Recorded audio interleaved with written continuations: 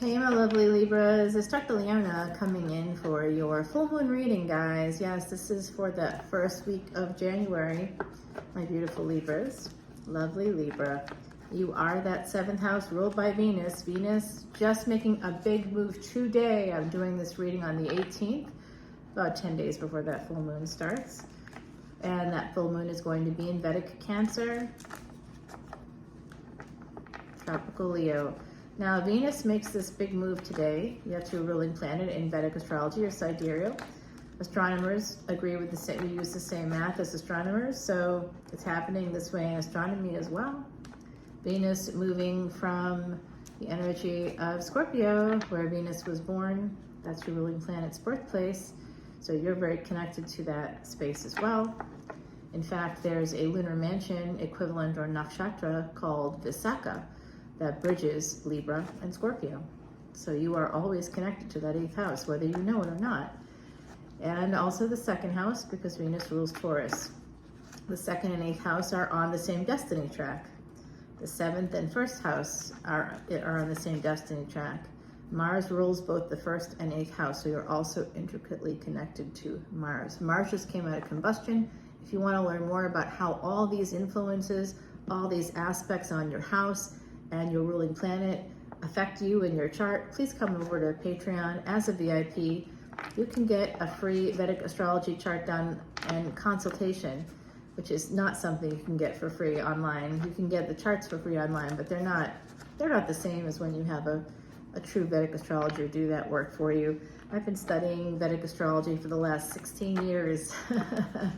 So yeah, it's a little bit more than a hobby at this point. It's a lot more than a hobby. It's something that I actually, do for money. Sometimes people will pay me a lot of money to do it. I'm amazed at who reaches out. I'm a New Orleans reader, everybody. So let's get started with your reading for this beautiful full moon coming through Libra. I'm feeling a lot of interesting energies. There's an Emperor here at the bottom of the deck. That Emperor has been kind of haunting us. I do see some good energy coming up here for you, some wish fulfillment, possibly a vacation for someone. Someone might be preparing for a vacation. And it looks like the Death card's also making an appearance. There's possibly an ending coming up here with an Emperor, perhaps. And here is a Knight of Wands. Now, I've been seeing different things for you guys. One of those things is a Knight of Wands energy that's been coming through in the last several, I would say, month to 2 months. It's been coming out for you where someone is a player. I don't know if it's you. I don't think so. Someone is loving, giving, caring, and someone else is a player. Yeah. I just had one of my favorite kind of mornings here in the French Quarter. I'm in the French Quarter. It's where I live. I had one of my favorite mornings where you just blocks away from pretty much everywhere. So I went down, went to the church there, lit a candle, and I took candles. My friend and I, we both lit candles, and then we went for breakfast. So we just had grits. We each just had grits. We were just so happy. It was so great. It was wonderful. It was a wonderful day. So far, so good. I got family coming in for all the festivities. We're in Carnival season here. There's parades almost every weekend. So I do see this energy as someone coming towards your home. An Emperor drives the chariot. They're definitely coming towards your home. Lover's energy here, my beautiful Libras. So look at where Libra is in your chart. Is this your sun sign? Is this your ascendant? Is it your moon? Find out what the influence of Libra is, because you got someone coming in for some love. They may be making a decision to become single. You could be making that choice. They could also be, someone here is making a permanent decision for you. I believe this is you, that pre-Empress energy. It's like financially independent. Here's that Scorpio connection I told you about. It's coming in. This person, this Emperor, again, you could be the Emperor. Gender is fluid as well. This person has Scorpio in their chart. They may have a placement in Cancer. They may not be Cancer, but they may have a placement in Cancer. And I'm talking about Vedic astrology here, I believe. But it could also, there are crossovers. There are moments where the two cross. There's about a 24-degree difference between the two, between tropical and Vedic or sidereal. So Knight of Wands here in the Devil. Capricorn energy. Somebody here, this is, I'm telling, when we get these two cards together, the Knight of Wands and the Devil, the Devil is Saturn in the 10th house. So that's name, fame, acclaim. It's also career as well as father. So this person certainly is a father. They are chained to a partnership, whoever this is, and that's why they're acting out. They're a player. They're moving on to they have different partners, at least one other partner. There's a stable relationship that's stable by basically, the skin of their teeth there, because, it's not really stable with this Devil energy and the Three of Wands. It could also be that this person has Capricorn in their chart. 3 to 2, a little bit of backwards energy here, or 3 to 1. Oh, 31. Oh, wow. Oh, wow. Okay, the number 31 just came out here in the reading. Someone could be born on the 31st in this equation. 31, by the way, is a number of the goddess. So someone here may have that energy. There's definitely,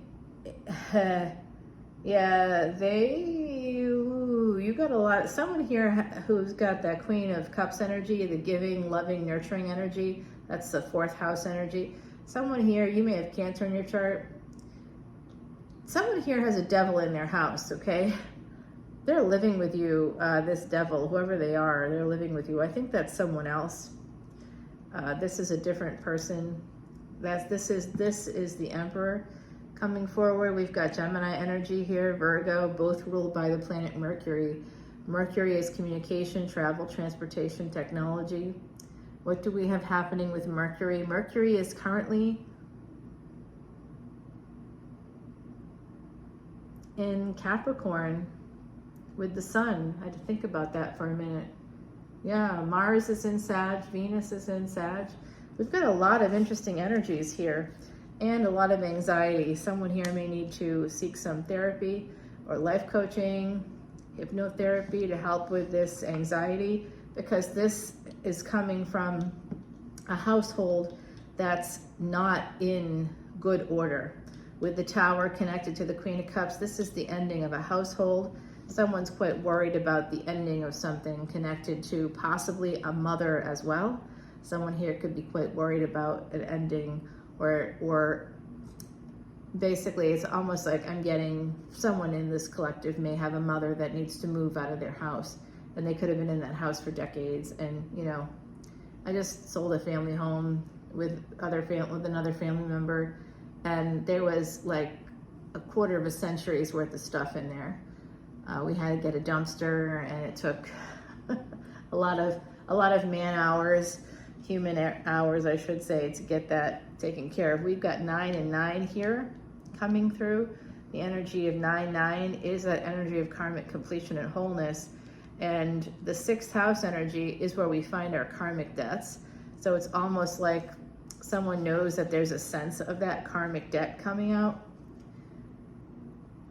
Now you're getting the Ace of Cups. So someone's quite anxious about this. So I'm seeing an Emperor walking away from this Queen of Cups, moving on from this Queen of Cups. They're going towards someone else that is single, or that is almost single. Someone that has a lot of pentacles, or has the ability to earn a lot of pentacles. And this Emperor making this move, changing things. What's happening here with the Tower? It's connected to the 4 of Wands. And that's because of this Lover's energy. Page of Wands, the Tower, and the Lover's energy. So this is the destiny track here that I'm looking at. I see that energy of Mercury, Mars, and this Page of Wands. So it's almost like there's been communication, there's been driving to people's houses or something. There's been travel, like seeing other people is coming through, making permanent decisions to do this over and over and over again.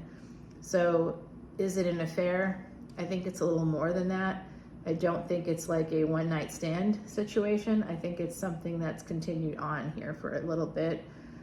Something that's going to, because it's continuing, in time, it's just a law of physics. You know, if we're physical beings, and we are, there's a law of physics here that's at play. And I do believe that someone here, given enough time, if you continue a relationship outside of whatever your primary partnership may be, it's going to become known.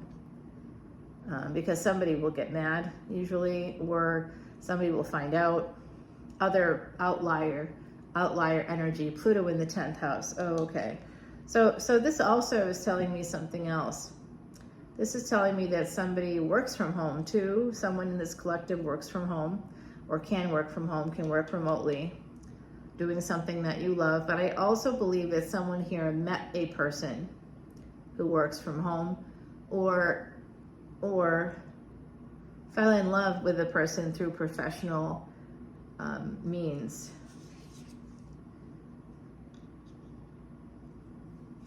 This is the energy of that Emperor, and here's that full moon coming out for you. So I do think that this Emperor here, this is secret with the moon and the lovers and the Tower. The reason that this connects, this is a secret thing between the Emperor and this single, or somebody that's really independent. And usually, by the way, that fierce independence, we think of that as a good thing, and there's no doubt about it. It's good to be self-sufficient, but it also means that a person has not allowed themselves to be vulnerable, not because you haven't allowed yourself to be that way, but because when you have been vulnerable, people have let you down. That's the subtext to that fierce independence, right? Yeah, just afraid to become vulnerable because people have let you down. So I'm seeing that energy too. There's some kind of new beginning here, guys. Now we get the World card. This is a new beginning. Some of you, if you're in a relationship right now, that is going to end. The person you may be in the relationship with, if it's been a long-term relationship, that person may have been having a relationship elsewhere. Okay, and that turned into a love relationship, became a love relationship. That's been a theme in a lot of the readings lately.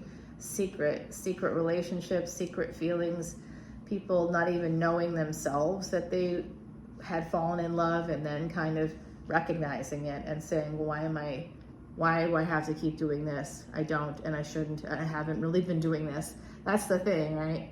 What I'm seeing here is an affair that's been happening, or a long time romance has been going on between two people. It could have been spanning several years, and there could be some level of commitment there as a result. And even though it's not perfect, or not what either one exactly wants, it is still present. And when you're diverting your attention elsewhere,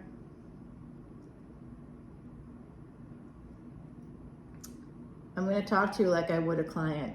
So let's say you're coming to me, you're looking for some help in a relationship, that you're coming to me as an individual, and you're telling me certain circumstances, like this person's not around, on the weekends they go and do their own thing, and you're left to do whatever, and you're telling me, oh, but I really enjoy that time alone, or oh, I really like that. Like there's an incomplete relationship here. Someone is a official partner maybe of someone else, but that, I believe, is not working anymore. And you could be on the other end of it. You could be the person that they're seeing part-time. They're seeing you. You're not yet, in other words, you're not yet fully committed.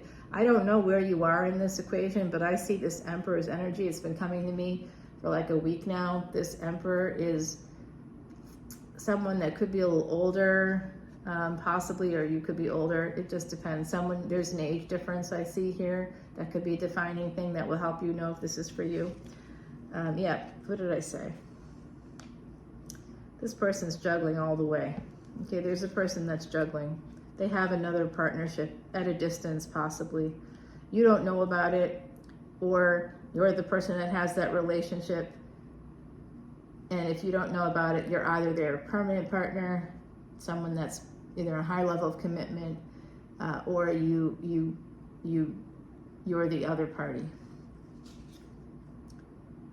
the Wheel of Fortune. Whatever that relationship is, it doesn't even have to be, it could be related to work. It could be somebody that they met at work. Whatever that relationship is, guys, it's changing everything. And I do mean everything. We got the Sphinx on top of this wheel, and that's the Emperor. There is an ending here. The Death card, I told you, we saw that come through. And Sagittarius energy. The Death card, remember, death is an angel. Temperance is an angel. Angels, heaven and hell is coming out here. And the Magician, more Gemini energy, more Mercury energy. So we have Sagittarius, Jupiter. We've got Mars, Jupiter, and Mercury coming out very strongly here.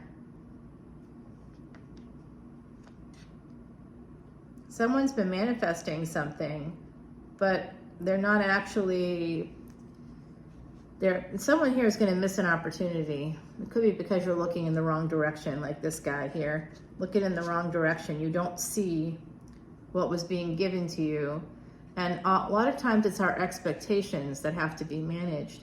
So that's part of what I talk about with a lot of clients. Our expectations are the most damaging thing, or can be, for us, because if you come from, let's say, a family where there was a narcissistic family structure, meaning one or both parents, you could have had an overt narcissistic parent and a covert narcissistic parent, which often happens. Those two roles evolve in the relationship if there's not been any marriage counseling. Now, there doesn't have to be a problem to go to marriage counseling. In fact, that's how you avoid problems. But many people wait until there's a problem, and that's why it doesn't work. Quote unquote, it doesn't work. It doesn't work because you go at the wrong time. You have to go pretty much once a month to maintain a healthy balance in your relationship. And this is the truth. Oh, jeez. The truth about a marriage is coming out.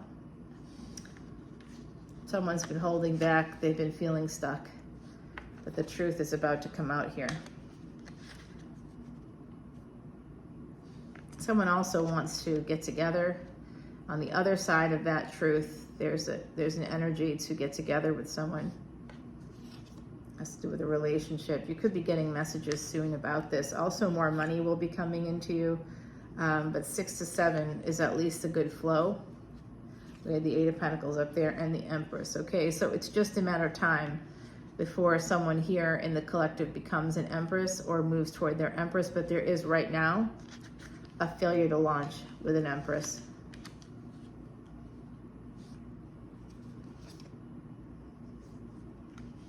But the seeds have been planted for this relationship. This is a new love relationship, and someone in this collective will be in a long-term relationship with somebody that may have had another person. You may not have known that, okay? Or they may have said that they were no longer with that person, but they really still were. All right, we got to take this over to the extended, guys. I'm going to give you an oracle card. Confidence. Confidence is the sexiest thing you can wear. Don't spend money on lingerie, guys, because all you need is confidence. This is number 6. This has to do with the home, with sacrifice. So someone here might be discounting themselves because there's a person in your energy that hasn't been fully honest with you. And you keep saying, well, that's okay, that's okay, that's okay. Look, it's not okay.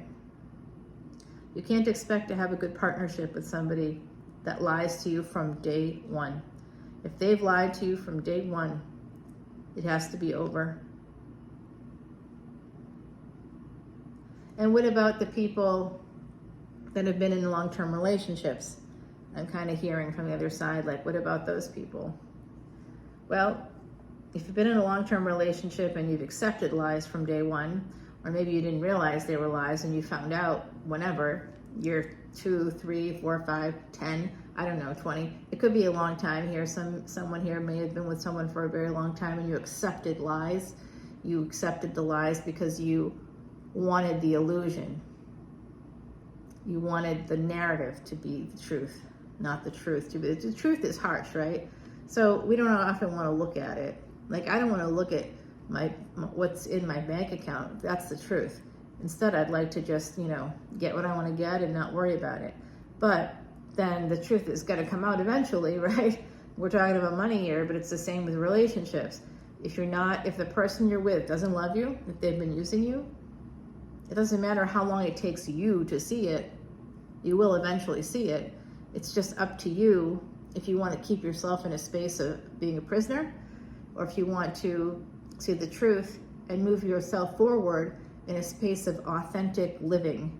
You know, you don't have to live the lie with a person that's lied to you. They're lying to you because they're lying to themselves. They're saying things like, well, we've been roommates for a long time, or, you know, I'm hearing lots of things from the other side. There's a lot of chatter over there about this. So we'll see what happens in the extended. Until then, all the info's below. I'll see you over on Patreon. Bye, guys.